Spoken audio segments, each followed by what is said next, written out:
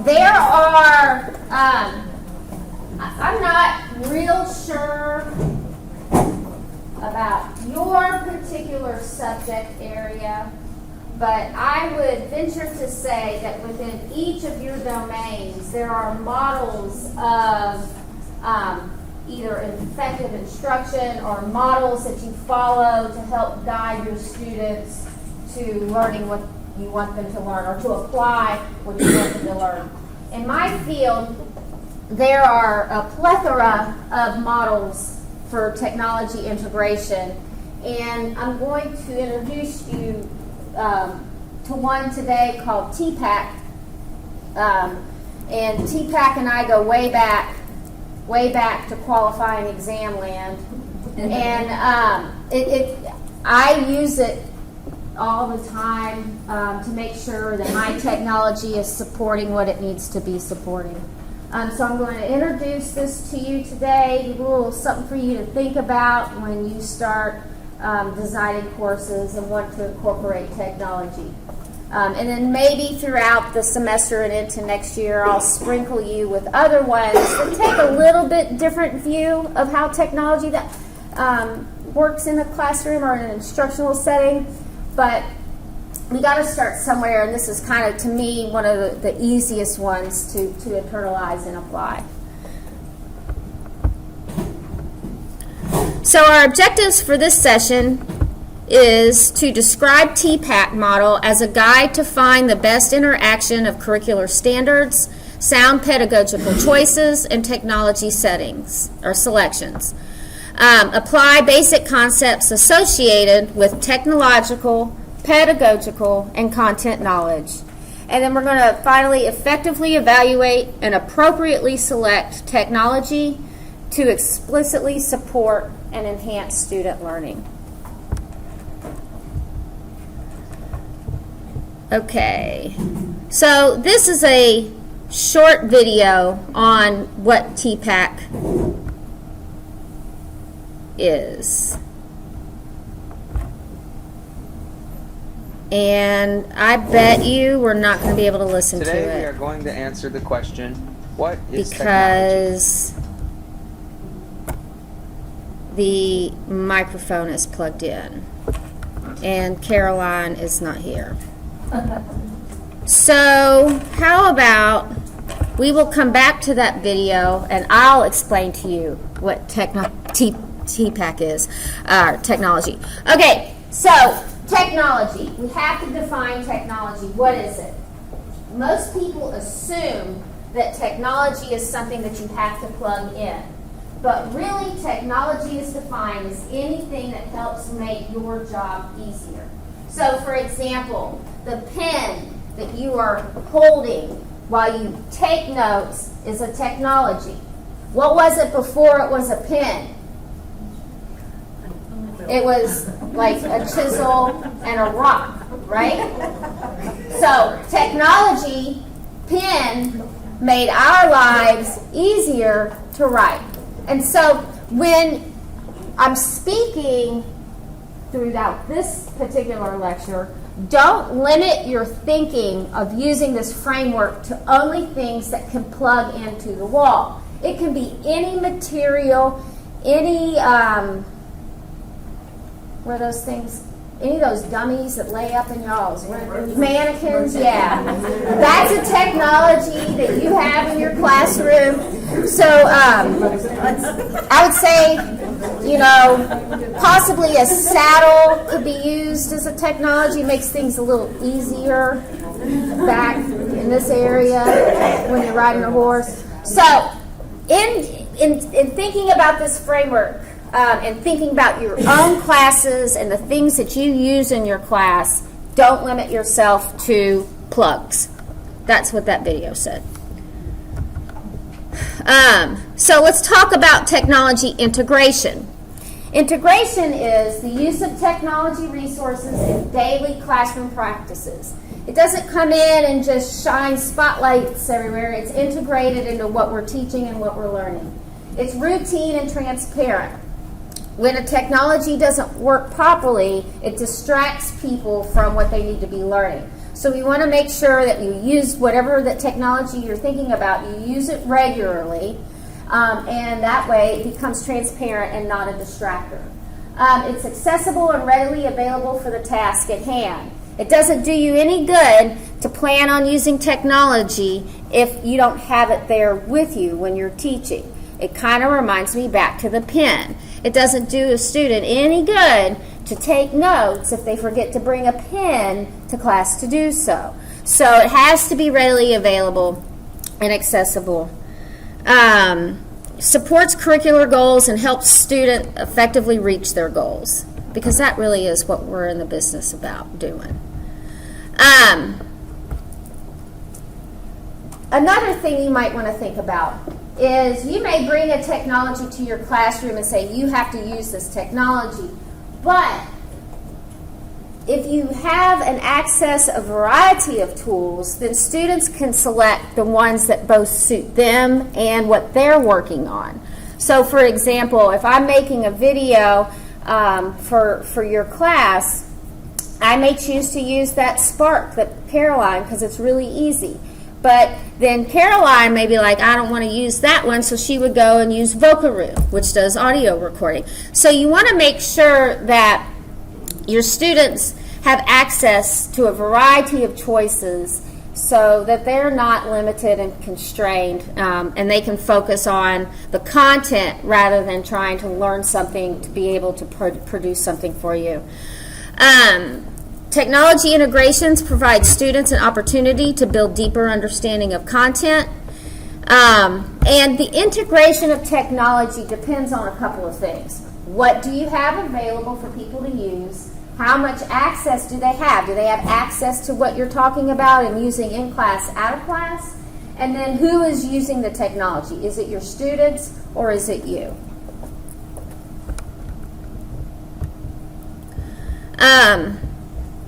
There are levels of technology integration. So, and you kind of find yourself on a continuum here. You hardly use technology. You use it occasionally, like in the lab, but not in your classroom. Comfortable technology integration, where it's just a part of your classroom environment, and you use it regularly. And then seamless means you don't even know if you're using technology or not. It's just a part of the learning experience. And that's kind of the goal state of mind that you want to be in when you're integrating technology, as it just is a part of your class as it is with you, your students, paper, pencil, that sort of thing. Kohler and Mishra, they're the ones who did Tpack. But really, it started with PCK. This is pedagogy. That's content and knowledge. That was before technology even came into play. And I'll think of his name here in a minute, but it's not coming off the top of my head. Anyway, he was like, in order to teach something well so that students learn your content, you need to know the content, right here, the content. If you don't know the content, how are you going to teach the content? And then pedagogy is how you teach that content. So you need to make sure that your pedagogical methods support what it is that you're trying to teach. For example, teaching grammar is going to be a little bit different, teaching style and methods, than if you're teaching analysis of British literature. You're going to go in there doing two different types of teaching. And so that is the original PCK piece. And then these guys came in and said, well, hey, we got technology to incorporate here too. And so they came up with this triple Venn diagram where each circle is a piece of Tpack. Your technological knowledge, what is it that you need to know about the technology? How can it support your content? And what strategies are you going to use when you teach?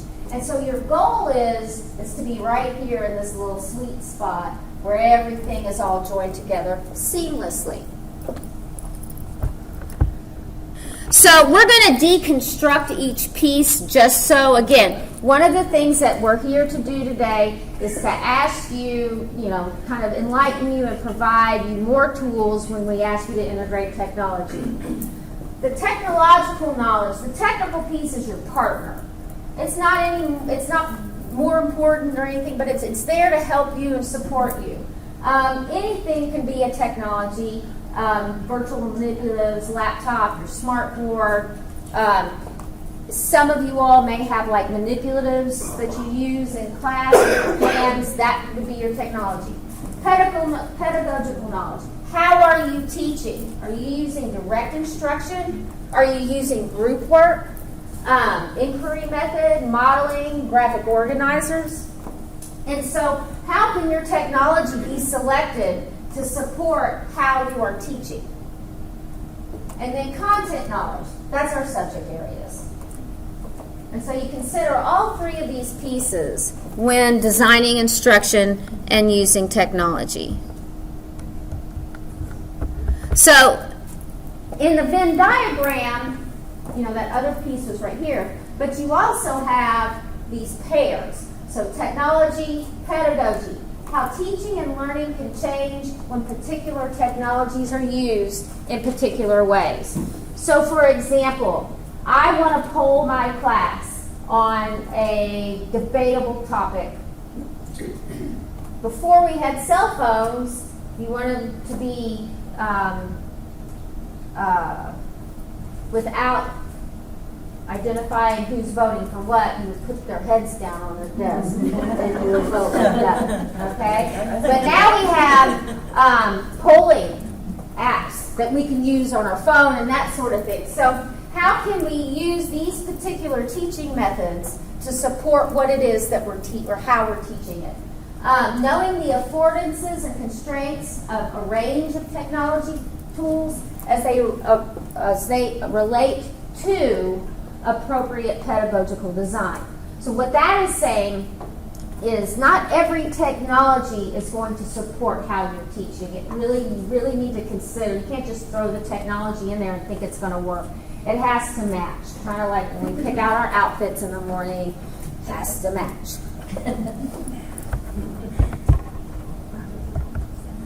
And then content knowledge and technological knowledge. How are they related? Understanding the manner in which technology and content influence each other and constrain each other. That's something else. Okay, if I want to use this technology, is it going to constrain my content knowledge? Is it going to take over the focus rather than the content being the focus of what the students are paying attention to? So that's one thing you want to consider. Understanding which specific technologies are best suited for addressing subject matter learning. So again, the most important thing you need to remember about this relationship, content is the boss. And same thing with the pedagogy. Pedagogy is the boss. This is just our partner. Just sharing, supporting, and a resource. So thinking about what you're teaching and what you could teach it with, that is kind of the decision-making processes that you'll be thinking about.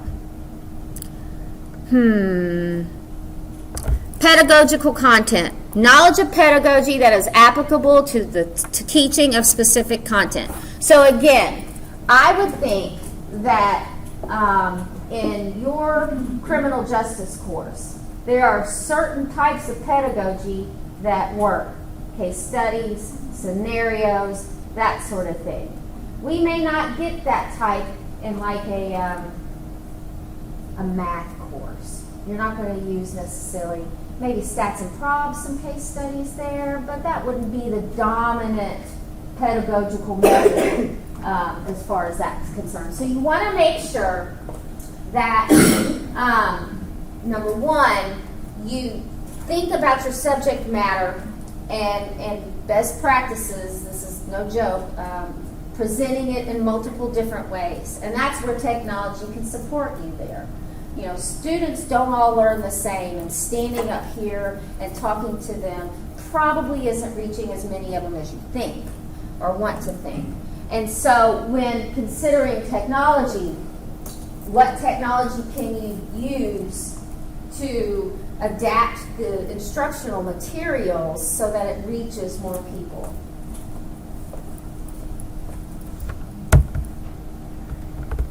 All of this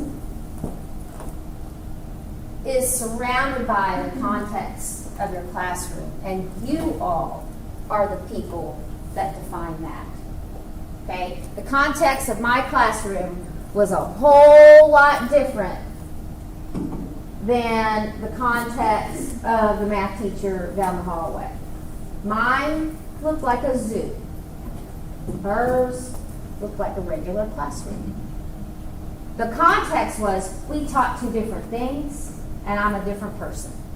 So that has to play into me deciding what my students can handle and can do and with what versus another teacher who has a different type of students and a different kind of MO as far as operating the classroom.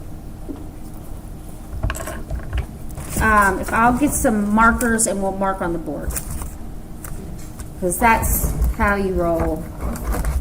So there are 7.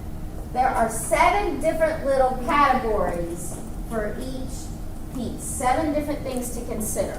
And you can group however you want. There are 3 scenarios. One is science, one is literature, and one is math. And they're just descriptions of what is going on in the classroom. And you need to consider, based on Tpack and the model, where these people are using,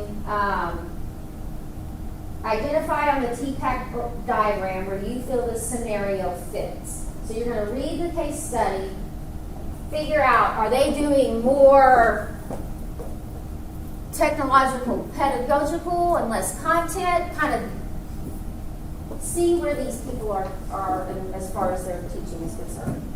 If the scenario shows more evidence of only pedagogy and content, but is lacking technology, then you would say this teacher's more focused at G.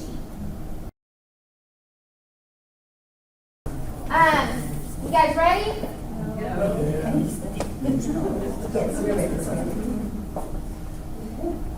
I've got the videos up. I'm going to play this one. It's about 5 minutes. You're a teacher ready to tap students into 21st century learning, but teaching with technology adds a whole new layer of knowledge and expertise. Tpack, or Technological Pedagogical Content Knowledge, is a framework that helps teachers consider how their knowledge domains intersect in order to effectively teach and engage students with technology. It's an approach that looks at the combination of what teachers know, how they teach, and the role of technology in order to better impact student learning. So, how does Tpack work? First, consider 3 domains: content knowledge, pedagogical knowledge, and technological knowledge. Content knowledge, CK, is the what, your understanding and expertise of the subject area you teach, whether it's science, social studies, math, language arts, or all of the core curricular areas. CK is made up of all the facts, concepts, and theories of any given discipline. Pedagogical knowledge, PK, is the how, your expert knowledge of the art and science of teaching. From learning theories to instructional design, PK includes methods of teaching and assessment, like project-based learning, as well as instructional strategies like Think, Pair, Share. Knowledge of these principles helps you design successful learning experiences for each individual student. Pedagogical content knowledge, or PCK, is the intersection of the pedagogical and content areas. The knowledge you have of how to effectively engage students in learning concepts and skills. This knowledge includes approaches for addressing different learning styles and scaffolding content for deeper understanding. Educational psychologist Lee Schulman saw this intersection as teaching at its best. But several scholars, including Matthew Kohler and Punya Mishra, have added an additional component to 21st century teaching, technological knowledge, or TK. TK represents your knowledge about the tools, including how to select, use, and integrate technology into your curriculum. But it's not just about the devices. It's also the quality of content that students access through apps, websites, and games for learning. By integrating technology into PCK, you now have new insights into and opportunities for student learning. Technological content knowledge, or TCK, refers to how technology is used in a subject area for deep and lasting learning. For instance, to further their understanding of a topic, budding scientists can use sophisticated tools to collect evidence, make observations, and document findings. Interactive software then allows them to see their data represented in various ways. Application of such technologies can help deepen individual students' inquiry within a given discipline. Technological pedagogical knowledge, or TPK, is your understanding of how to choose and manage technology for your students. For instance, what technology will best ease your students' workflow throughout their exploration of the scientific method? How can you use collaboration tools to have students share their learning with each other? This knowledge about technology will advance your teaching. The intersection of all three knowledge domains, content, pedagogy, and technology, is the core of Tpack.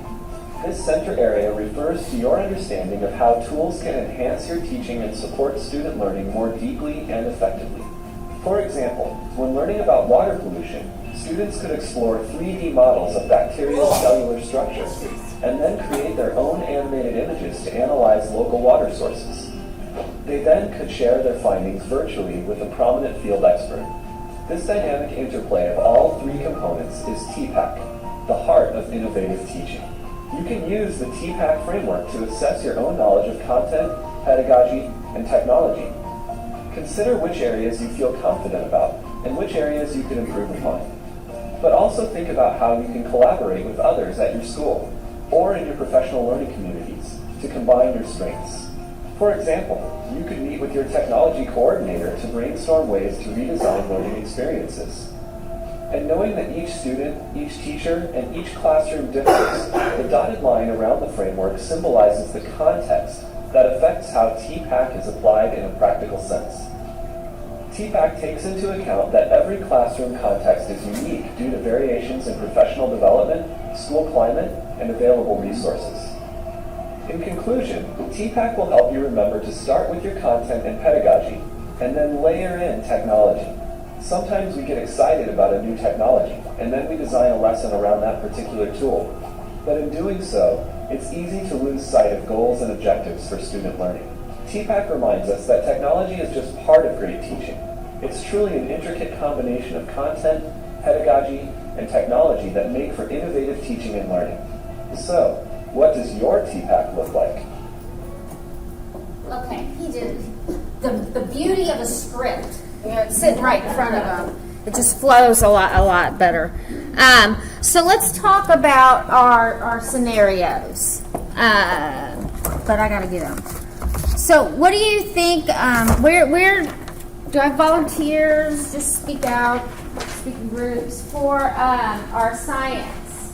Where was that? Where was Ms. Gonzalez kind of located in the map? What were her strengths as far as Tpack is concerned?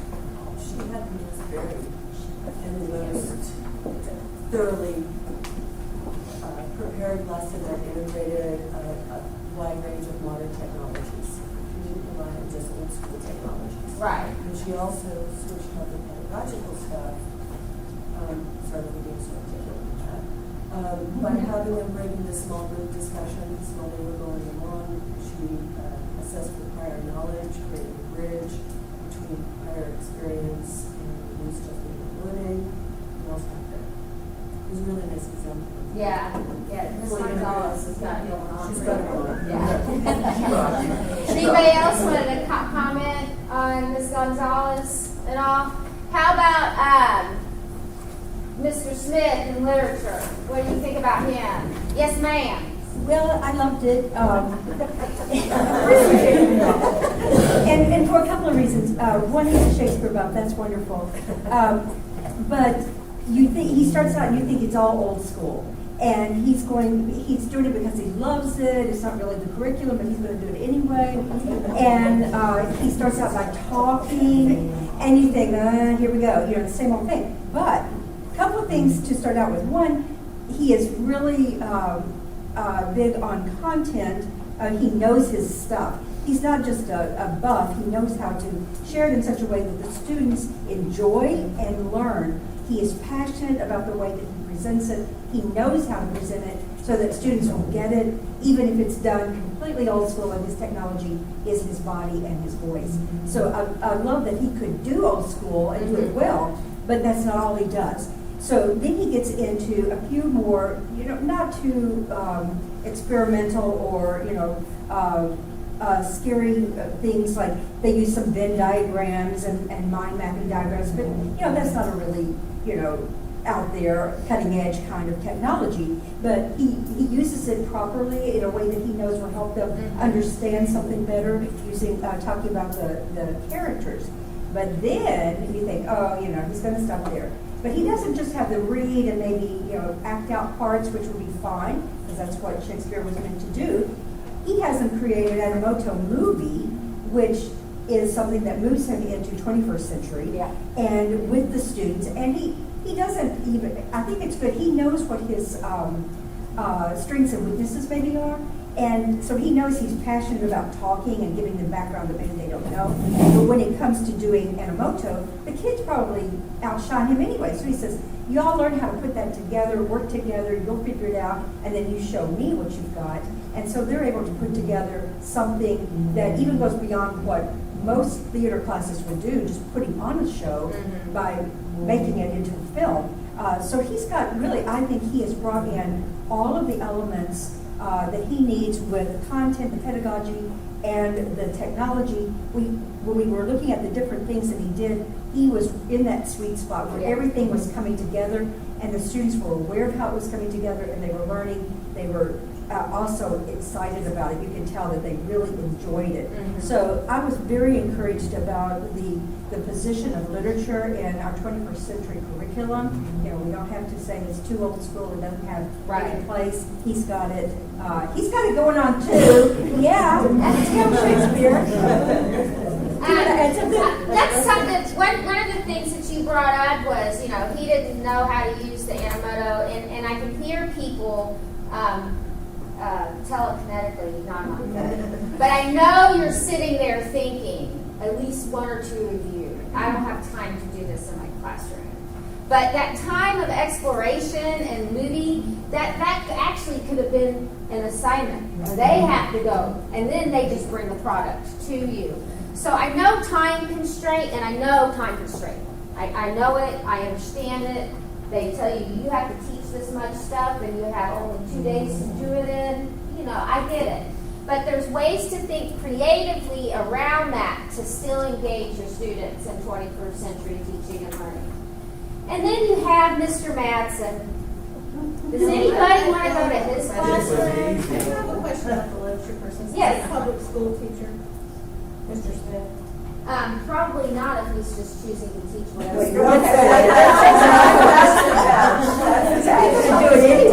don't like what he's These are scenarios. I didn't say, If he was in It probably- it probably- his job. well, I would say he's probably going to retire before they get into the paperwork retires. So let's see.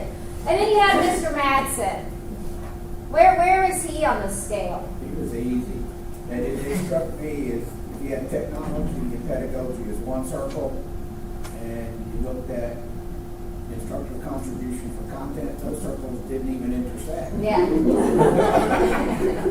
Don't bother them. And I think that's something that, and I know I am just as guilty of this as an instructor or a teacher, is you are teaching your content because you love your content. And so that becomes the dominant thought in your head, that you don't see the forest for the trees. You got to sometimes step back and be like, okay, am I doing these people a service by standing here, in my case, talking about algebra geometry, or do they need to be doing some of the talking too? So there's an introduction to a framework, and we don't have to get into a large discussion about this. Really, these are just questions I want you to think about.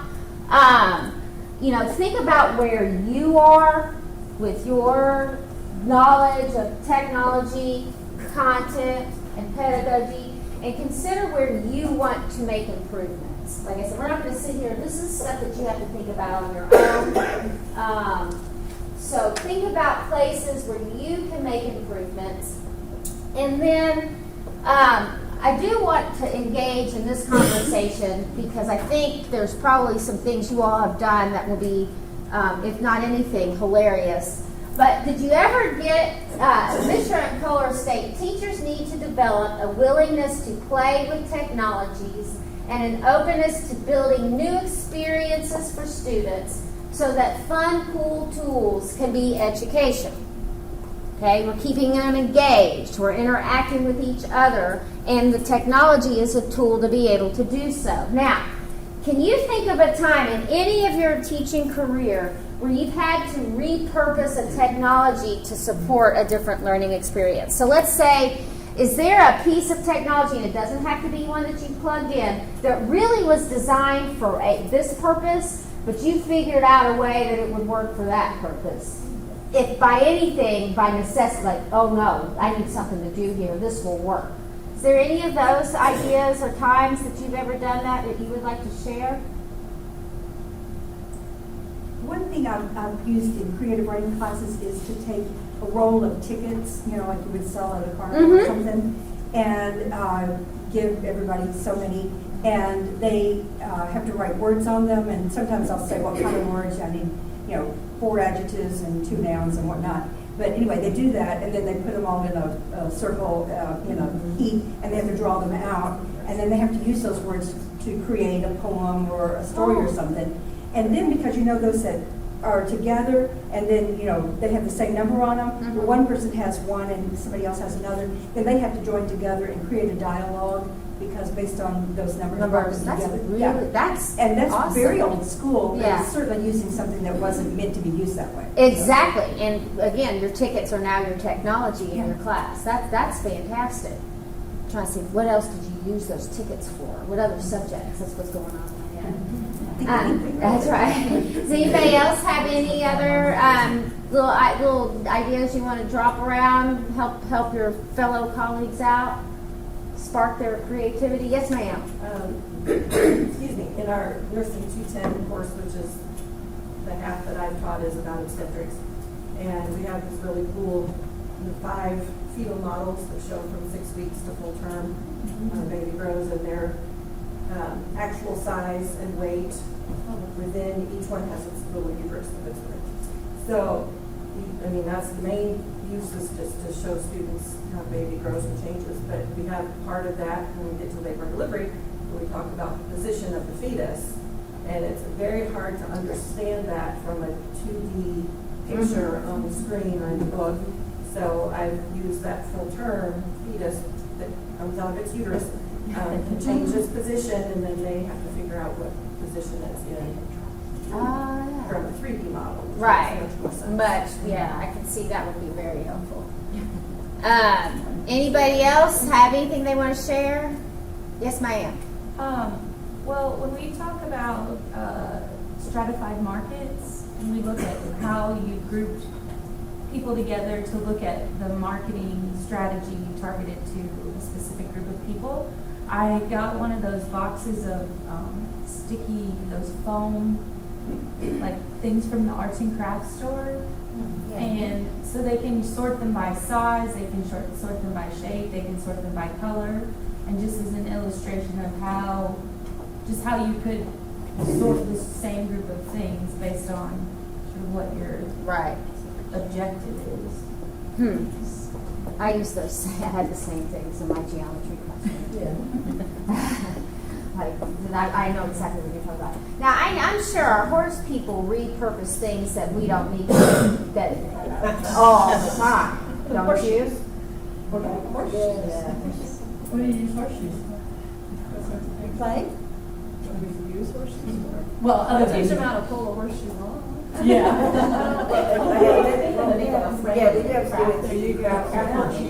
I actually, to be honest with you, this Christmas I got a wine rack made out of horseshoes. It was one of my leadership courses at Eastern, and a teacher asked us, what kind of leader you are and what kind of, features that you have as a leader. And most of the students come up with, very sophisticated. We know how to work with other people. And at through the end of the class, the teacher had a kind of board game. It's called the traffic jam, where the people have to work together. Right. But the people whose lecture we are helping together, they cannot listen to each other as well. And the technology helped them to realize that. Right. In reality, it's not the case. So it's not the content, but also the feeling Right. that you can use technology. Yeah. That's a good one. Sure. At one of the classes that I teach, one of the units is creative thinking. And that's difficult for students because they assume that creative thinking is being able to draw well or being able to design a nice marketing campaign. They think of it as more an artsy type thing and not just creative problem solving. So one of the activities that we do in that class is we hand them a box of those clips for paper, the black ones that are great big clips, all different sizes, and they have to think of 5 problems that they can solve with those clips and then build the solution. And they have the class period to do that. And so that gets them in the mindset of understanding that we're not talking necessarily about making a pretty creative picture, but we're talking about thinking outside the box to solve the problem. So, and they love that. I mean, that ends up being a rolling on the floor, laughing while actually doing something cool in class. Anything else? I use the ladybug. I have these 2 photographs. I'm from a blended family, so I have 4 parents. If you need an extra set. And for my genetics class, when we're talking about Mendelian inherited genetics, I put both of those pictures down and let them look at them, and I'm in both of them, and I say, who are my biological parents? Look at traits that are similar. They're never right. Never once are they right. That's awesome. And so that's taking something that was like on the fridge at home as a, whatever, Christmas picture or something. Yeah. But using some technology to be able to show them that, but giving them a moment of having to apply that to something in the real world. Yes. They might see it. That's we try to do all the time. I mean, you see a baby and you try to, you look just like mom or dad, and really you look like a blob. Sure. That is true. Yeah. So anyway, they're never, not one time have they been right. But anyway, maybe that's nature. Maybe they are really your parents. I mean, maybe you actually have 3 sets. Tina, can I set up a session with you? And I always never forget and say, what happened to your head? I used to teach our senior research seminar every spring, and I would get kind of frustrated if they would just throw stuff together without having a real rationale from the beginning. So the last couple times I taught it for the first day of class, I would bring in a couple of the just like 55 or 65 piece jigsaw puzzles from the dollar store, and just bring them in Ziploc bags. And so I'd break them into groups and give each group a puzzle. And the first thing they had to do was to turn all the pieces upside down so that only the cardboard back showed, and then put the puzzle together. And after about 5 minutes, they would all be kind of freaking out and trying. Like they all look the same. I don't know what to do with all the pieces. And I'd be like, well, you've got all the pieces that you need. You just got to figure out how to put them together, right? Okay, now turn them all over face up and put the puzzle together. And that was a little easier, but still they had a hard time. And then I would give them the top of the box and say, here's the plan for how to put the puzzle together. Now let's time it and see who can put their puzzle together the fastest. And then we could transition into saying, okay, the difference between having a research plan and just assembling some stuff that you found in some journal articles at the last minute is the difference between the last activity and the first activity. I think that is great, and let me tell you again, that the argument of, I don't have time to do those types of things, that right there says, yes, you do. Right. If you don't have time to do those types of things in your classroom, then you're gonna continue to get crap. That's exactly the type of stuff the librarians love. Yeah. I was like, the first thing is going to be. I will say you will continue to get crap. You're more likely to get better results. I like the crap. I know. But really, I mean, just, how long did you spend on that activity? Probably 20 minutes on the first day of class. I And then we just just think touch that's back worth to it. it all the time. right? Yeah, We can say, I just think that's puzzle. worth it. Yeah. That kind of thing. This person's Old school, very, very old school. I was working with Second Chance Youth, and these are guys who were anywhere between 18 and 24. It was a small group, and we were learning fractions for the first time. I bought pizza. awesome. And we spent the entire period rolling the pizza. And we were, the reward was getting to eat it. Right, that's But marvelous. it's one thing to draw it two-dimensionally. Yeah. It's another to have the pizza right in front of you where That's something that I've noticed with everything that you guys have brought up, is that you're repurposing, you've got your students touching stuff, and it seems like to me, just from what you've answered right now, that means more to them. Yeah. And so maybe, as I've asked you all to kind of think about how you're going to grow and move forward as an educator. Think about these little things that our colleagues are doing where it does make meaning to your students. Well, and we've all gone from two-dimension to three-dimension too. Yeah. Yeah, I think that's great. That's fantastic. Yes, I ma'am. just came up with an idea while we were Okay. So actually, because I have the equine A and P class, and of course we can't really dissect horses. We do a little bit of that, and it's frowned on for 40. But I'm going to actually have them make some 3D models of the different parts using pipe cleaners and clay. Yeah. I guess I should probably tell Charles that because it'll require some Money. materials. but yes, because I always struggle with, and it's kind of funny because it ties in with what Sue said about 3D, but trying to take the students from the 2D, even though we use the horses, to the 3D Right. model. So yeah, so that just came to my brain. I think that's fantastic. Right So now. pipe cleaners. Yes. Oh, Yeah. All right. We have a need They love it. We have to let them make play that all the Dennis, my name is Charles, you have approval. I'll get you the sign before. That's no problem. We have a stand. So that's all I have for this morning. Not too bad. I hope you got something. And then we'll be on the grid at 1:15, I think is what it says. We won't be on there beforehand. Our office is prepared to open Module 3 courses, so we need a couple hours to wrap our head around that piece.